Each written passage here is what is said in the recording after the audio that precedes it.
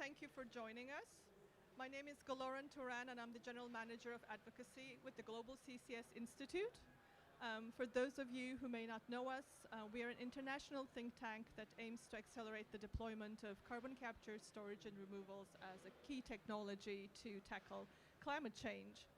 Today we'll be discussing carbon management and industrial decarbonization in sectors like cement, steel, shipping, energy, and of course, have I missed something? I probably did.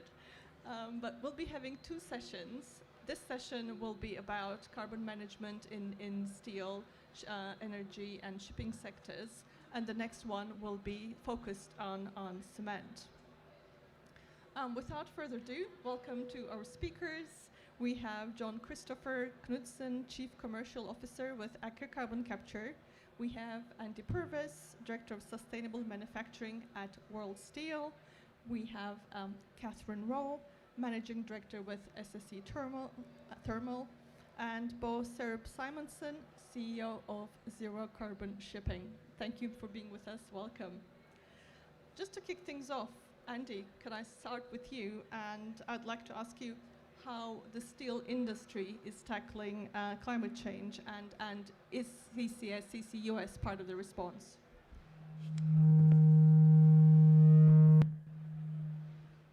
Is that, yeah, okay. Thanks. I think steel's relationship with climate is interesting and complex. I'm wondering if is it my position? That's better, okay. I think it's complex. I think steel enables decarbonisation. If you look at all the solutions we see here and everywhere else, I mean, they're all steel intensive, from CCS through renewables, and also steel is great for the circular economy. You know, it's perfect material in many ways. But I think in the past, maybe that's where our industry stopped the conversation. Because the reality is every ton of steel that we make kicks out at the moment, on average, about 1.2 tons of CO2. And we make pushing 2 billion tons a year. So we're responsible as an industry for pretty close to 4 gigatons of CO2, which, if you look forward, demand for steel is likely to continue to increase. And if you don't, so business as usual isn't a viable strategy anymore. So we have to do something different. And I think the way we see it, there are 3 steps. The first is, I guess, the easiest part, to make sure that every ton of steel that we do make now is with minimum impact. So we make steel as efficiently as we can. We pull those levers around energy efficiency, raw materials quality, and reliability to really learn. Again, it's part of our role as World Steel is to help our members learn from leading practices and help each other. Second is about scrap. Scrap, every ton of steel eventually comes back after 30, 40 years, and we turn it into new products. There's going to be a huge increase in scrap because production went up around 2000. There was a big kick up, particularly in China. That steel will get to the end of its life. So that will help too, but it's not going to be enough. The 2050, we're probably going to still need 1 billion tons a year of virgin steel from rocks. And that's where CCS comes in, because we have to make that differently. And there's only so many ways you can do it. You can use hydrogen, and if you sit in Europe, as we both do, you could be forgiven for thinking that hydrogen is the answer, the silver bullet. Hydrogen's going to fix everything. But the world's bigger than Europe, and we've got most steel. I mean, steel's an Asian industry now. Most steel is coming out of China, India, developed Asia, and I think particularly China and India have relatively new fleets of steelmaking blast furnaces. We need to look at CCS, particularly, I think, in those parts of the world to enable the kind of deep emission cuts that we're going to need. And it's not going to be easy, but I think we need everything, and CCS will be an essential part of the mix. Thank you. We need everything, and CCS has to be part of the mix. Turning to the power generation industry. Shout. Can you hear me if I shout?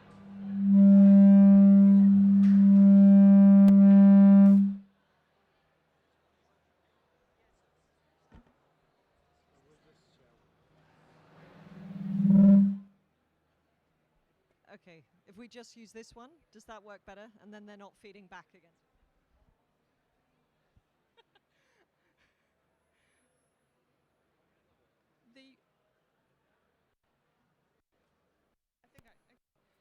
In the power generation industry, clearly renewables have become very cost competitive.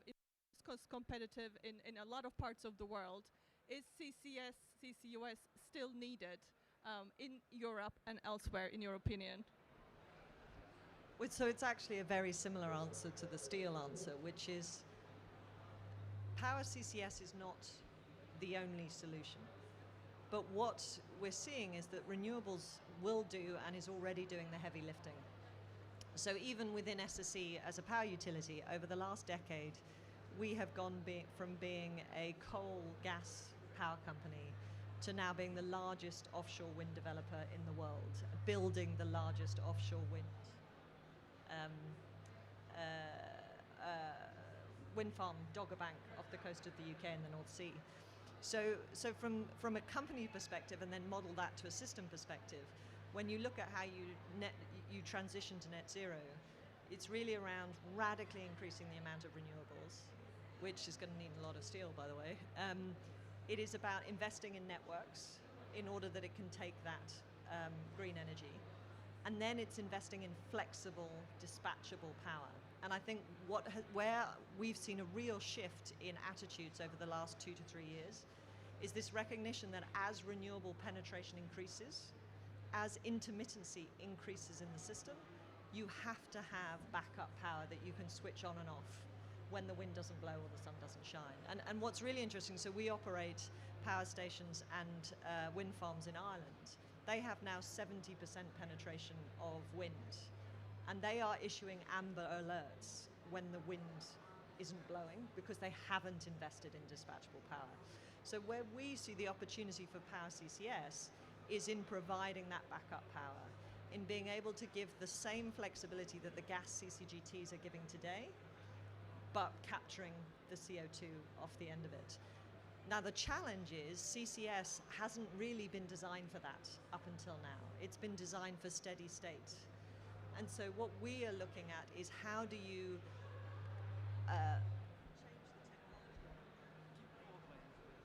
yeah? Okay. But how do you change the technology so that you can ramp up and ramp down?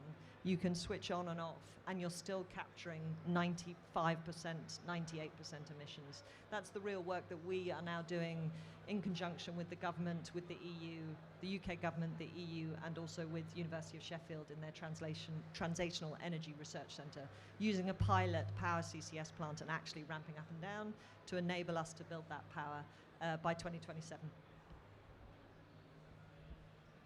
And coming to Bo, clearly shipping is one of the hardest to abate sectors, yet it accounts for, I think, some 2% of roughly global emissions. What's being done in the shipping sector to decarbonize? And again, sort of similarly, is CCS part of the solution? Indeed. Hello?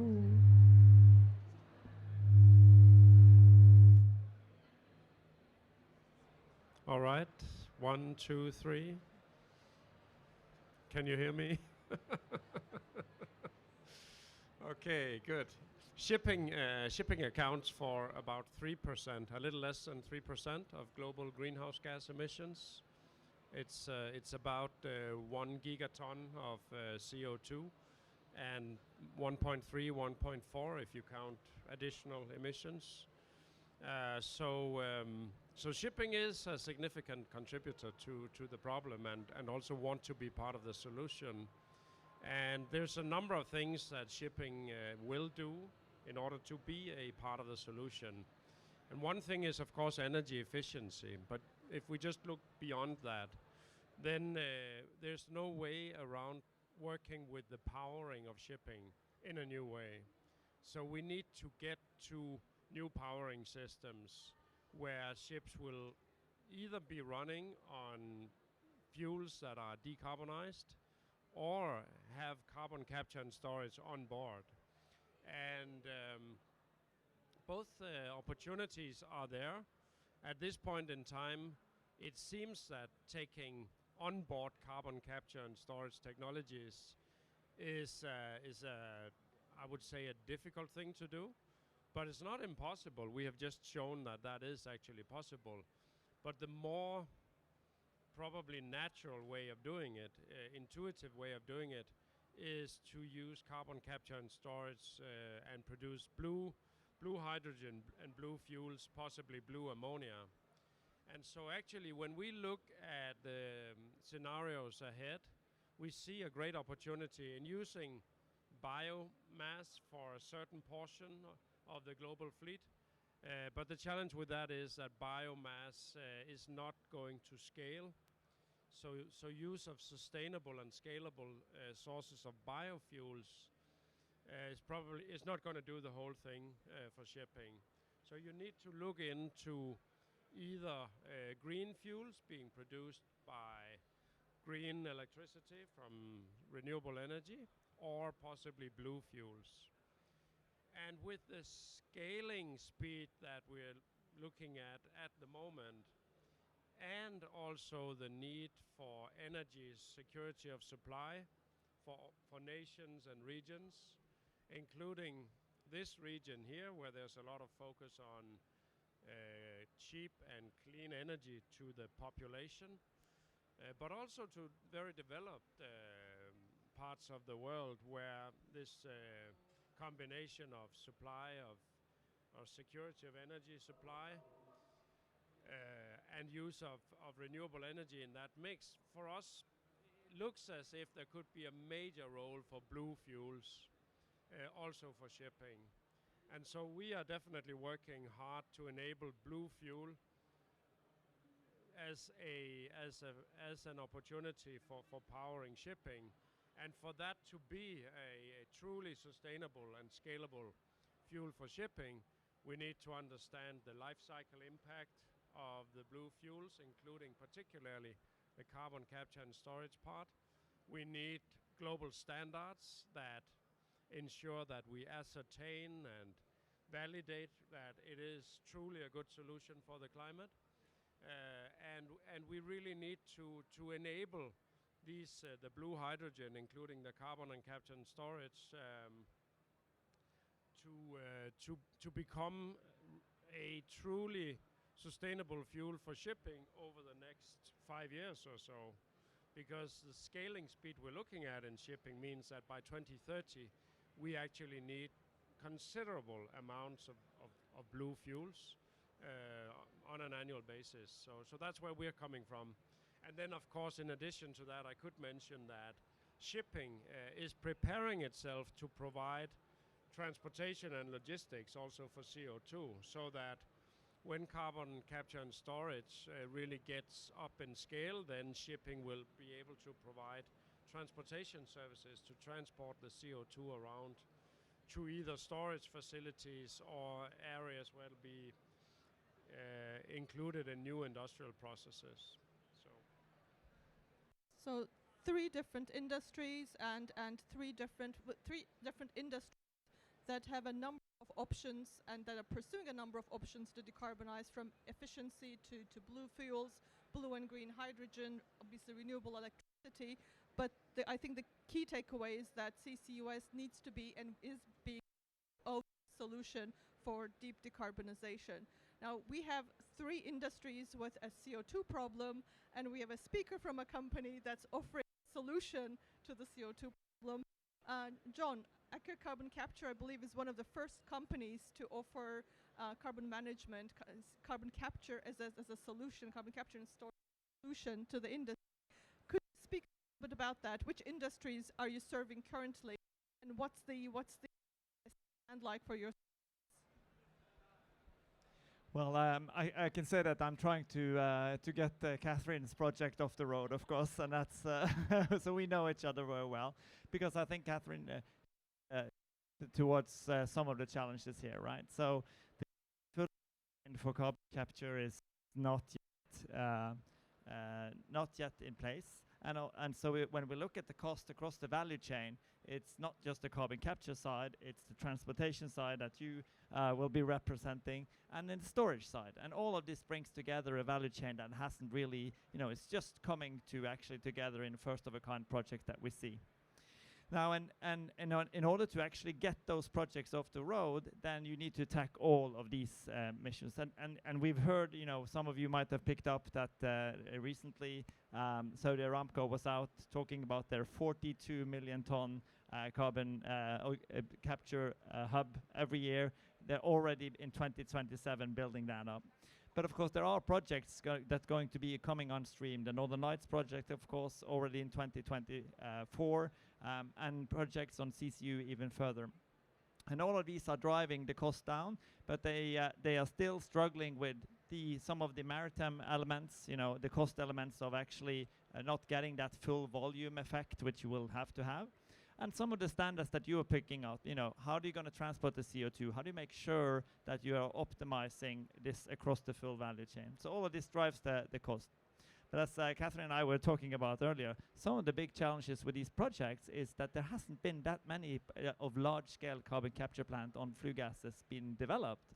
It's a 20 plus really, really large ones. And so when Catherine asked me, can you start and stop a 2 million ton carbon capture plant every day, actually, that is very close to a first-of-a-kind project. And in these cases, all of this needs to come together so that the parties that are actually requesting this type of plant are working much, much closer in order to make those type of projects successful. And we were just talking before coming in here, because one of the key things when we are now delivering the Heidelberg Cement Brevik CSS packs, the first CO2 capture large-scale facility on cement in the world, and we're just in the EPC phase now, so we're getting all this stuff in. The history is not that we've had a lot of different competitive processes, but it's a history of partnership across the value chain, partnerships with the governments, just like Catherine is trying to shape for the KIDBI, and it's partnership across the full value chain so that we are able to bring those risks down, which in the end ends up being a cost for any of the parties that are involved. So this is where we need to come from. So when I look to the steel sector, which has all these blast furnaces, which are quite similar actually to cement furnaces, it's the same thing. Even if DRI and other technology in the future will be successful, we will still need to look towards how can we really scale up these solutions and bring that into areas where we can permanently store it. Thank you, John. And both Catherine and you mentioned flexibility, the importance of kind of gas plant with CCS. So I want to turn to Catherine and ask. I know you're ask about the development, and in particular, just from your personal opinion, do you see role for CCS in sort of retrofits? Kind of, is it feasible? Because we've got a lot of power plants in particular developing Asia that are quite young in terms of age. Again, this is not necessarily SSCs, but in your personal view, do you think that CCS in power generation can play a wider role, perhaps? So the answer is yes, broadly. And in fact, in the previous iterations of our Peterhead power station, which is the one up in Scotland that's currently in the Track 2 process, or will be in the Track 2 process in the UK of its industrial clusters, we had the first iterations were retrofits. What we've concluded, though, now is that given the life of our existing assets, and most of them are 1990s, early 2000s, that it actually isn't the practical thing to do to retrofit old assets. Really want is to building the most efficient gas CCGTs. So we're just commissioning now SSE's last unabated gas CCGT, which is the most efficient in Europe at sort of 63% efficiency. That is a good 5 or 6% more efficient than our next most efficient power station. So in terms of delivering the lowest level of carbon emissions and the lowest amount of fossil fuel consumption, then really we're more focused on displacing abated production through building new, highly efficient CCG and with a CCS circuit on the end. So that's the SSE strategy. Having said that, if you have highly efficient modern CCGTs, then I can see the justification to then retrofit a CCS circuit. And I think really the opportunity for us, once we get through this first of a kind phase, is whether for SSE as a business you can then scale that and say, okay, now we'll then look at the applications, whether it's biomass and BECCS, whether it's applying it to other or power stations. You know, that's the next generation of CCS, I think. What we need to do is really work out the wrinkles of these first of a kinds to deliver the flexibility and the clean, low carbon energy that the country needs. And this first phase is the most exciting phase from our perspective, but also needs the government certainty of revenue to pay for that extra capital and that extra risk, which is the process in the UK we're going through right now.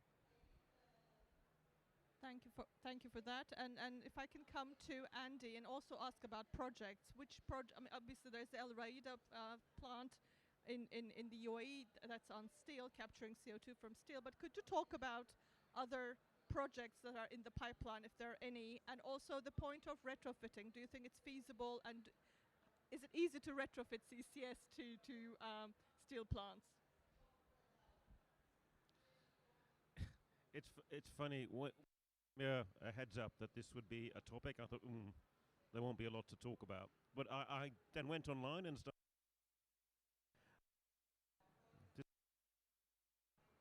No. Yes. I kind of surprised myself. So there's one commercial plant, and we know that. It's in Abu Dhabi. We've talked about it a lot. IEA stubbornly call it a blue hydrogen plant, which it's not. And every time I get a peer review, I tell them that, but there it is. So that's an operation. The blast furnace has been a bit more difficult. It's been very much stop and start, and we have not yet had a commercial plant running on the blast furnace. We have some pilots, and I made a list this morning of some of those projects. I'll just whip that out so I don't forget any. So Northern Lights has been talked about. Northern Lights, ArcelorMittal are part of that, and they expect to be shipping CO2 into that from their Northern Europe operations. But also this week there was an announcement that ArcelorMittal are partnering with a company called Mitsubishi Heavy Industries, who own Primetals, who's one of the major OEM suppliers to the steel industry, to look at CCS at their plants within Europe, but also in the US. Well, that's a fairly significant change. I mean, for a long time, the Japanese have been looking at using. They have a project, Course 50. Thank you. Pit stop. Course 50, which is a wonderful Japanese acronym I won't try to look at, but part of that project is a trajectory through hydrogen injection to CCS and capture on the blast furnace. And this morning I was in a session over at the Indian Pavilion where we had Indian steel companies talking about their pathways to decarbonisation. And of 5 steel companies, 3 of them talked about CCS as a key enabling technology. We know Tata Steel have been trialling a relatively small unit at Jamshedpur, looking at blast furnace gas. I think it was one of the carbon clean units, I believe. But we also had SAIL, who's the National Steel Authority of India, the nationalised player. They're looking at CCS, but also JSPL, Jindal Steel and Power Limited, that also have CCS in the mix. I thought that was quite interesting. And elsewhere in China and Asia, Baowu recently signed an MOU with Shell, and they've been working with BHP for some time, looking at CCS possibilities. HBIS also are working with BHP. So all of that is happening. Yes, it's pilot. It's not full scale yet, but it kind of encouraged me when I sort of looked at it. And there's also CCUS. That's happening as well. That's been happening for a while in Germany. ThyssenKrupp have their carbon to chem project to make methanol from steel plant gases. ArcelorMittal have a project called Steelanol, which they make, again, synthetic fuels from steel plant gases. In Italy, Tenaris are working on an MOU, they signed an MOU looking at a CCUS project. So, I mean, there's a lot more than I thought. In terms of retrofit, that's going to be important, I think, because if CCS is probably going to make the biggest impact if the scenarios and analysis are correct in places like India and China, which has a relatively young fleet of blast furnaces compared to the rest of the world, and particularly Europe, where plants are typically 50, 60, 70 years old even. So in China and India, that issue around retrofitting, I think, will be important. And it's there are some challenges there because we haven't done it yet. And that's what we need. We need this to happen so we can demonstrate and learn and have that sharing of leading practices between steel companies and engineers so we can learn from each other. So I'm encouraged, and maybe I surprised myself when I started to look. I'm glad we managed to surprise you, and it's good to hear about the projects that are happening, even if the demo stage, I think, as they sort of say with CCS, we need more real projects, either at demo or ideally at commercial scale. And as they say, nothing succeeds like success. So I think kind of scaling up deployment is going to be key. Turning to Bo, are there, we talked about CCS potentially on board on ships, etc. Are there pilots that are CCS pilots being undertaken in the shipping industry? And talking about cross-industry kind of collaboration, are there industries that the shipping industry is looking at, and to learn from potentially? Absolutely. And it comes in two categories, as I mentioned before. So there are projects and pilots going on to demonstrate, test onboard carbon capture and storage. We just did a major project recently together with also Mitsubishi Industry, as you mentioned, and a number of other partners. And likewise, they're doing in Singapore, for example, with the Global Maritime Decarbonisation Center, some interesting pilots on that. So that is actually ongoing. And the other category is in the production of fuels. And here we're seeing a number of interesting developments. So first of all, we're seeing now a number of concrete ship projects where it's being planned to run ships on ammonia. And this ammonia, as I mentioned before, can be produced as a green ammonia by using green electricity and electrolysis, or ammonia can be produced in a blue way where you connect carbon capture and storage to the ammonia plant.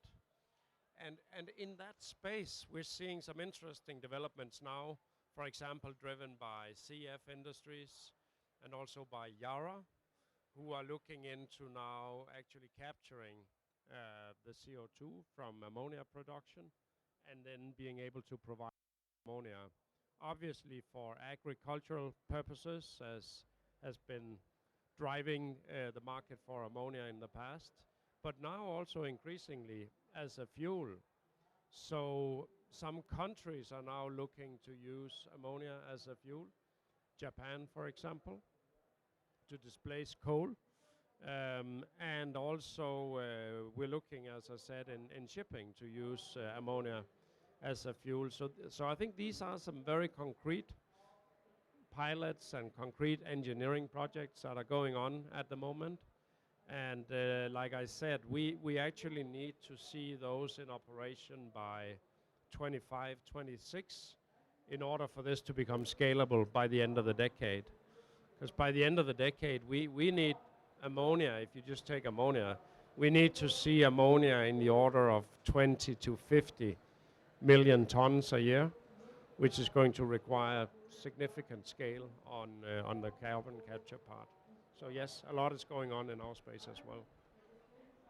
Thank you, and clearly a lot of technological kind of improvements, developments, or trials on the way as well, which brings me to John to perhaps talk about what, if any, breakthroughs can we expect technology-wise along the value chain, if any, in capture, transport, or storage, and also kind of you mentioned costs in your early remarks.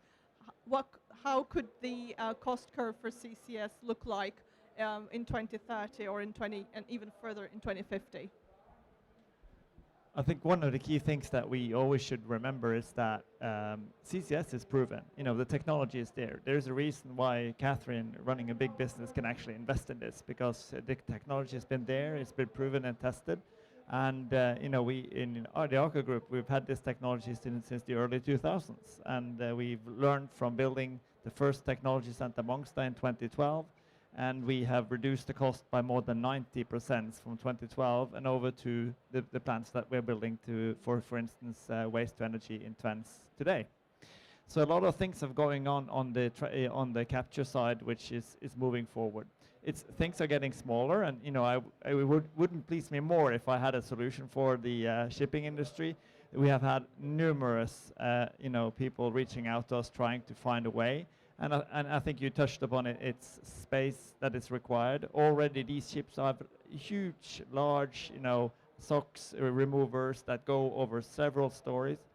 Just to try to fit a carbon capture plant in addition to that, it's quite big.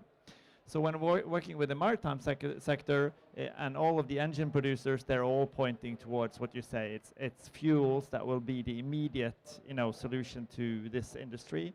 And long term, of course, there will of course be other solutions coming to the market.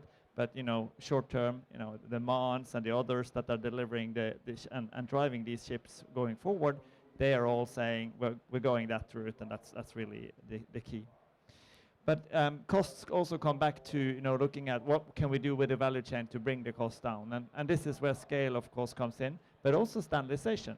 Knowing that this CO2 needs to be transported and stored, and the ability to actually have a solution where when the Northern Lights project is not open, that we can take it to Denmark, to Greensand, or we can take it to the UK, and that these companies that are engaging in the infrastructure are actually working together, bringing down the risk, making sure that this doesn't stop this value chain, which is development.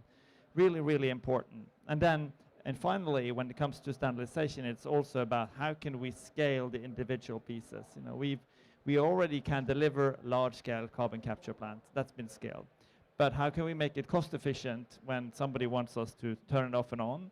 How can we learn from the smaller plants that we have cut cost 90% and make them more modular when we build the really big ones? How can we make the supply chain, don't feel that threatened by the chaos that we see in the steel prices, the chaos that we see in all of these different directions, and actually get together so that we can deliver these first of all projects. So all of this plays into the cost curve. But at the end of the day, I think we're all quite aligned here, because at the end of the day, this will come through more projects. It will come through the ability to have companies that are working together in the value chain, and it will come through the things like the First Mover Coalition, which is pushing and actually creating a market for the products that are out there. So not all power sectors are as fortunate as Catherine's country, because not all of them are offering that extra for those that are willing to take the first step. But we need to see that across the board, and that's why, for instance, initiatives like the First Mover Coalitions that we've seen here with John Kerry is really, really important, and we need more companies to come on board on that. Thanks very much for underlining CCS is proven technology at scale, but there are innovations that are kind of potentially down the line in terms of flexibility, modularity, etc. And these are happening too, and they will help down sort of the costs as we progress with deployment. Clearly, policy is something that's going to be underwriting and supporting particularly the first, second, and sort of the first of a kind sort of projects as we kind of go up the deployment curve, so to speak. So this is a question to all of you, and whoever would like to start. Do you see policy gaps? And I think the answer is yes. But what are sort of, in your opinion, the key policy gaps that need to be addressed in order to accelerate the deployment of carbon capture and storage around the world? Yes? I'll start. But I'll start earlier. So one of the reasons the UK has been, I think, successful up until this point, whether it continues to be successful is another question, is that actually it was having a defined strategy when it came round to CCS. So what it recognized with its failed attempts in the past was the need to get multiple emitters signed up to the infrastructure and to the storage. So when you look at the process, the reason the UK fundamentally likes CCS is because we have storage. There is the North Sea, and around the continental shelf, you have depleted gas fields that can act as stores. So that's the first sort of premise you need for any CCS ambition. Do you have storage? Now, as that evolves over time, I think that will become a traded commodity. And it's one of the things now the Scottish cluster is looking at, import-export of CO2. But number one, do you have storage from a policy perspective? The second is then saying, where are your emitters? And how do you bring them together as a consortium, as a cluster, so that when you invest and subsidize the infrastructure that goes into it, you can very rapidly then drop the cost of that subsidy. So yes, you effectively put in a transport and storage model for to support the first users to join in it. But as soon as you start to have more and more users of that infrastructure, the cost drops and the liability to the government reduces. And then the third is really defining that cost, that extra cost of capturing that carbon, and how do you support companies that will otherwise have no economic incentive to do it. You know, if I look at the UK market today and the capacity mechanism and the power price, you know, so we make money by selling power and then buying gas and carbon. That's essentially, and it's the spread that we make money. There is no incentive at the moment, because the carbon price is not high enough, to say, okay, spend that extra 400 million pounds, I hope it's going to be 400 million pounds, on a CCS, on a CC carbon capture circuit, because it just doesn't make economic sense. So you need a sort of, what we would say is a sort of buy now, pay later process that gives us that certainty of revenue, that says, okay, we'll fill that gap if the market isn't filling that gap, if the carbon price hasn't gone so high, that you will sit in the merit order, you will run, and you will be rewarded, and then we take the capital risk. You know, there is capital for this, whether it's our investors, whether it's project financing, there's plenty of capital. It's the certainty of revenue and how you deliver a minimum return that the market is looking for. So that's what policy needs to do. And just finally, in the UK, we've got all of that. We've got all the frameworks. They just need to push the button. They just need to choose the projects and get this stuff moving. Well, fingers crossed, Rishi might last for more than 3 weeks. So let's see how it goes. Yeah, I think you're really hitting the mark. But I would like to provide another perspective here, because there are actually learning. So UK has been really good in actually shaping some of the business model before diving into it. I think Norway did the opposite, so we dived into it, and then we will shape it afterwards. But we have the luxury, of course, with some extra surplus in some of our financing. But nevertheless, I think if you look at it on a global scale, we can learn from the US. You know, look at how this has affected the CCS discussion and the number of projects that are now moving forward. I can tell you, on a Friday afternoon, Valberg and I were looking out the window, and we saw, and then looking back to our computer, and suddenly we saw the stock price of Aker carbon capture go up by 12% on a Friday afternoon. And I was saying to Valberg, what's going on? And then we read immediately after in the Times that the IRA had gone through. There was suddenly all of these projects that have been sitting and shelved on the CCS in the US are suddenly moving. And just the interest from there until now, and it's just been a couple of months, it's been, you know, quite amazing. And that comes back to, there needs to be a business case behind it. It needs to make sense to do these kind of things now. And if we can actually utilize some of that momentum that the US has achieved, you know, in Europe, and also vice versa, because I think they can learn from some of the sticks that we have as well. You know, if we can manage that, then I think we will be able to accelerate, because that's really what we need, right?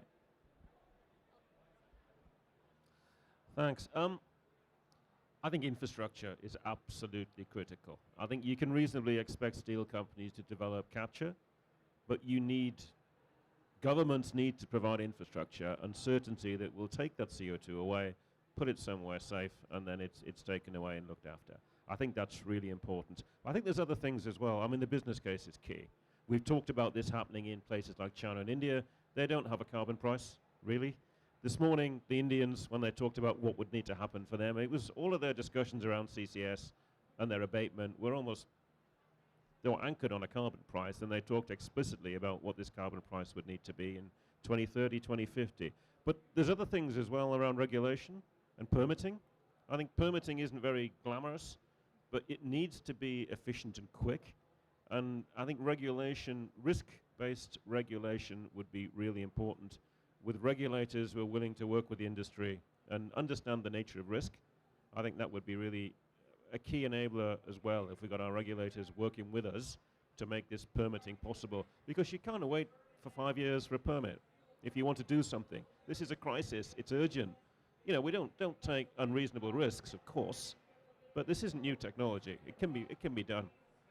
Maybe the last point, apart from the financing, I think definitions are really important. You touched on standards, I think. Everyone's talking about green steel, an expression I loathe, but I think I've lost that battle. Green steel seems to be here to stay. But there's no definition of green steel. There's no internationally recognized ISO standard for low emission steel and very low, near zero emission steel. Having that enables market pull, development of the market. It addresses some of these trade issues that things like CBAM potentially will cause us problems with. And it just enables this market and a premium for companies who are willing to be first movers. And we need those first movers to succeed and show that all of this is possible, no matter which route they're taking. So they're probably my wish list. One of my Indian friends said this morning when asked about hard to abate sectors, he prefers possible to abate. And I think it is possible to abate, but you need these key enabling conditions that we are seeing in the hydrogen space in places like Sweden. Everything lines up perfectly. We need to shape an environment where everything can line up perfectly to enable CCS in the places where we need that to happen. Absolutely. Many of the same things go for shipping, and I think traditionally in shipping, the narrative around big changes is that we need regulation to drive it. And the same thing has been true for decarbonization beyond just, you can say, the good business case of energy efficiency. So the really interesting thing now is that, of course, we still need policy and regulation, but there's been such a tremendous development driven by industry side. Like we just heard here, cost has come down tremendously, scale has come up, accessibility has reliability, etc., has just dramatically improved in some of the solutions we're looking at over the last 10 years. And it means that now when we're looking at what actually is needed from a policy and regulation point of view, it's not as dramatic as it was 10 years ago, but it's still needed. And what we're seeing is that we need carbon pricing, but we need to do it in a way that is smart carbon pricing, because if you just take carbon pricing as a pure punishment mechanism, the carbon pricing levels we're looking at are pretty large. But the thing is that if you use the revenue from the carbon pricing in a smart way to support the first movers, you can actually get away with, very, very small fractions of the pure punishment carbon pricing. So that's the kind of thing that we need, that we're working with, and that we need to see get in place. And I think it's actually moving in that direction. So when you're looking at what is being discussed in the IMO and the International Maritime Organization at the moment, it's very much along those lines. So you punish the many that run on fossil fuel, and you support the few that are actually doing things to improve. And I think it comes back to many of the comments that we heard here, that you need to take risk out for the first movers. Really need to take risk out, both in terms of a little bit of financial support probably, and also on the regulatory side in terms of permitting and so on. So you know that when you make an investment, there are certain things that you can be certain about with that investment. You can't take all the risk on yourself as a private investor. So I think that's a really, that's an interesting development, and it's some interesting key points for the policy making at the moment, which in a way closes the gap a lot to what is needed from the policymakers. We are very concretely working now on two major categories of activities, where one is on the global policy and the standard setting. And in terms of standard setting, for us, probably the most important thing is to get a good standard based on scientific life cycle, impact analysis, and so on, so that we can truly ascertain the climate impact of the various energy pathways, the various fuels that ships are running on. We need that standard, and then we need in the global maritime, International Maritime Organization, we need some good regulations that apply those standards to drive down the emissions. So that's like one category of activities. And the other one is what we call the first movers. And we talked about here also first movers. And in our industry, first movers are now coming together in what we call green corridors. We could have called them blue corridors also, but we call them green corridors. And in the green corridors, and the green corridor is really a collection of players in the ecosystem that enables zero carbon or decarbonized shipping. So it's energy providers, it's logistics of the fuels, it's ports, it's shipping companies, it's cargo owners that are getting together to provide decarbonized shipping services as first movers. And from our center side, we're working on a lot of those projects now, and we're seeing a lot of mobilization in our industry to connect those new value chains, if you will. And carbon capture and storage is going to play a big role amongst the first movers. So I'm really seeing that the blue fuels with the carbon capture and storage are probably going to be among the first projects that will have a chance to close that commercial gap, because the cost of the blue fuels are simply in the low end of the spectrum compared to some of the fancy green fuels. So it's going to be very interesting, and that is materializing as we speak, that some of these projects will actually start to materialize. And with regard to policy, my point in that is that in those green corridors, we will see permitting being accelerated, and we will see also regional, national financial support to start retrofitting ports, to start retrofitting ammonia production plants, to apply, like the Inflation Reduction Act that we were just talking about, but also other national and regional support schemes in Europe, for example, in Asia, to really enable those first movers. So I think the policy development now are closing gaps, and the gaps are not humongous anymore. They are actually, in many ways, quite small to get this project going. Thank you. Appreciate that from all our speakers. I think the policy gap is closing, but proper carrots and sticks to underwrite the business model, predictability and clarity of regulation, and help with particularly kind of infrastructure, transport and storage, getting that off the ground to enable decarbonization are sort of key elements going forward. With that, I'd like to thank all my speakers and look at the audience to see if they have any questions. I think we might have a few minutes if anybody has any questions. If not, I would like to thank all of you.